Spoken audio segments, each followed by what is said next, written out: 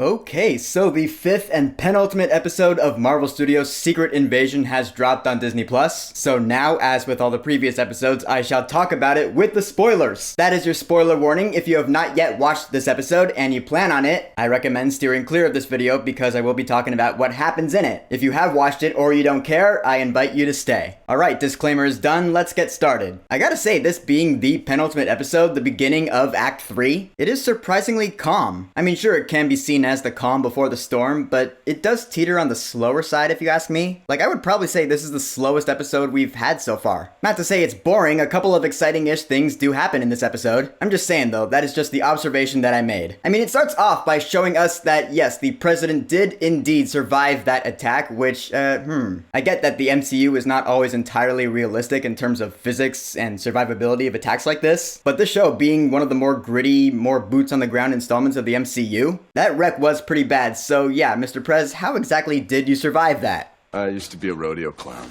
Oh, okay, so you're used to way worse things than that. That makes sense, I guess. But yeah, since this episode is pretty slow, I will say not a whole lot happens in it, but I can still find enough stuff to talk about for a video's worth. I mean, how about the fact that Gravik now has so much pent-up rage for Fury that he's now killing his own people just for questioning him? Yeah, he is letting his anger get the best of him, and his followers are seeing that. I love the fact that they actually tried to get one up on him. There's a point in this episode where they actually try attacking him, and of course he does get the better of them, but I mean, he is slaughtering his own people. This scroll-on-scroll violence has got to stop. I'm just saying. So apparently what Gravik really wants from Nick Fury is this thing called the Harvest, which I'll explain in a minute, but his new plan is to use Rhodey, the Skrull in disguise as Rhodey, to threaten the bombing of New Skrullos, which is in Russia from America. Basically another bombing in Russia by America, and by America I mean Skrulls posing as America, to kickstart World War III. Gravik is using that threat as leverage to Fury. So he's basically like, alright Fury, I want the harvest. If you don't give the harvest to me, I will use Skrull Rhodey to bomb New Skrullos and start World War III. You get it, that's a pretty good threat. In fact, now that I think about it, that is pretty strategic placement of New Skrullos on Gravik's part. Clever thinking. But okay, so the harvest. It's explained later on in the episode, like towards the end, but I'm gonna explain it now. During the Battle of Earth, which was the big climactic battle at the end of Avengers Endgame, a lot of super people shed blood. And so we learned that the cleanup of that battle was headed up by Nick Fury and Gravik. And so Gravik and his Skrulls collected all that blood and the DNA, but I guess Nick Fury was the one who hid it away. So now Gravik's like, I want that. Which I personally think is really cool, feeding off of Avengers Endgame like a lot of these Phase 4 and 5 titles have been doing. I always love shit like that, you know? The events of Avengers Endgame left consequences and repercussions on the MCU. Props to that. Although I do kind of want to see that footage for myself. I'd like to see Fury and those Skrulls there after the battle collecting all the shit. That's just something I personally want to see. I'll tell you who really steals this episode though is Olivia Colman as Sonya Falsworth. Cause again, she's always so nonchalant about the way she interrogates people. It's like every time she walks into a room, she has complete control over all the outcomes that could possibly happen. Nothing ever surprises her, and she's never afraid to cut corners. She's like Natasha Romanoff incarnate. Like old school Natasha Romanoff from like Captain America the Winter Soldier, not afraid to cut the wire. That's really cool. I hope she doesn't die in this series, because I'd like to see more of this character in the MCU going forward. Because I find her really interesting. She's kind of a throwback to the old S.H.I.E.L.D. days of the MCU, you know? Like back in phases 1 and 2. Yeah, I don't know, just something about the way she behaves, the way Olivia Colman acts the character. It just reminds me of those older days. I like it. And so now Nick Fury has to go get the harvest, which I guess is in Finland. It's funny, the scene where he's on the plane and he's talking to that one dude, I was like, okay, there's something familiar about him. He's kind of reminding me of that one character from the Black Widow movie. And then I saw the actor's name in the credits. It is O.T. Fag Benley. That is him, the character Rick Mason from Black Widow. And then it made sense. That's pretty cool. A little Rick Mason cameo. You might not remember who that is, but I do because I'm an MCU freak. Honestly, I don't even know how I remember that because I wasn't even a huge fan of that movie. I just remember somehow.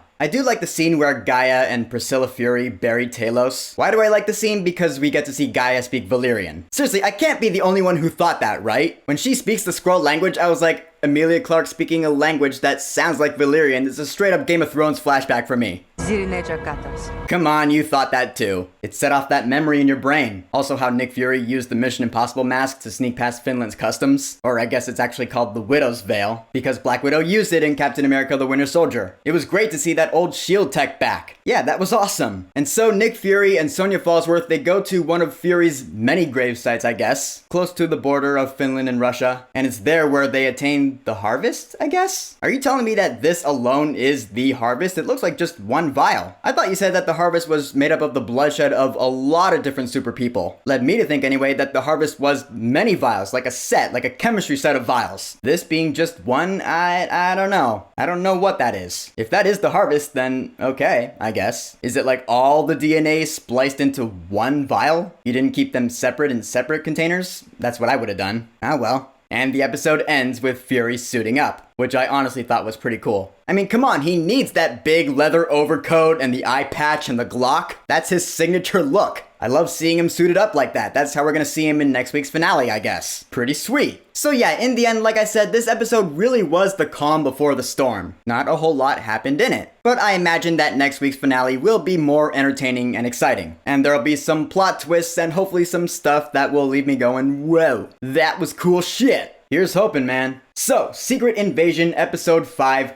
Harvest. Have you watched it yet? What are your thoughts on it? And what are your final theories and final predictions for next week's final episode? Whatever you think, go ahead and leave a comment. And of course, thank you for subscribing. Now, if you'll excuse me, it has finally arrived. Barbenheimer weekend, oh boy. Which one am I gonna see first? Which one am I gonna review first? Guess you'll have to subscribe to find out. And hit that notification bell so you know when I upload videos. That'd be smart too. Peace!